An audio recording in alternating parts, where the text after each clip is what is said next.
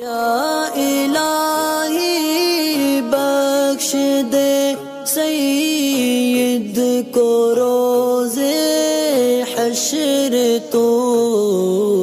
Medical के ऊपर has की गोलियां मिलती हैं जिससे पीरियड जो है ना कुछ वक्त तक रुक जाता है या वो पीरियड नहीं आता।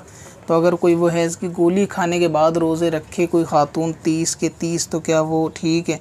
या फिर हैज़ के जो दिन है जिन वक्त में पीरियड नहीं आया वो दिन रोज़ा छोड़ना पड़ेगा। तो ऐसी जो दवाई है कि जिससे हैज़ रुक जाए, अक्सर जैसा कि लोग सफ़र वगैरह में उसको इस्तेमाल करती हैं ख़वातीन, रमज़ान में अगर वो खाएंगे तो उनको पीरियड का खून नहीं आएगा। तो इस सूरत में अगर वो पूरे 30 रोज़े करती हैं तो क्या मामला है?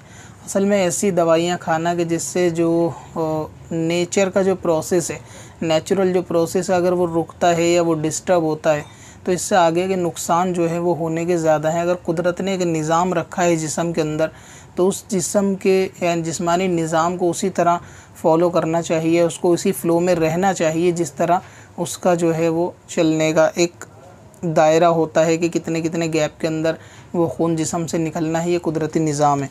तो अगर किसी भी दवा से उसको जो है वो प्रभावित किया जाएगा तो ज़ाहिर सी बात है इससे नुकसानात होने के बहुत हद तक अंदेशे रहते हैं कि अगर वो खून जो जिस्म से निकलने वाला है और वो जिस्म में रहेगा तो दूसरी बीमारियां पैदा कर सकता है।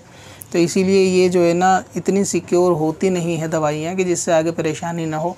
और रमज़ान में क्योंकि जब वो रोज़े उन दिनों में छोड़ने की इजाज़त है तो उन दिनों में जो है ना छोड़ देने चाहिए और रमज़ान के बाद उसको जो है ना वो मुकम्मल कर सकते हैं, यानी ईद के बाद मुकम्मल कर सकते हैं।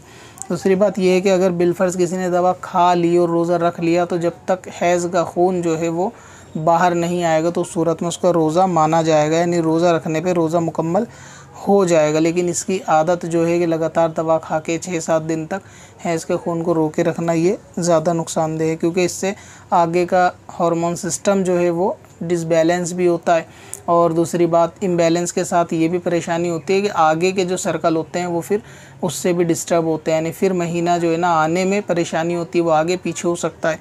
दिन में भी फ़र्क आ सकता है कि कभी 3, कभी 5, कभी 7, और इस तरह से हार्मोन जो है वो बिगड़ जाएंगे इस दवाई को ज़्यादा इस्तेमाल करने से। तो इससे हर सूरत में बचना ही चाहिए, ये मेरा मशवरा है।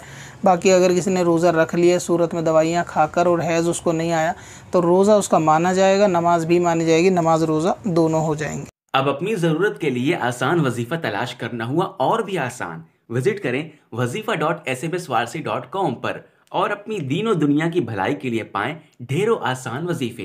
कब से अपनी खताओं का शुमारा जाएगा।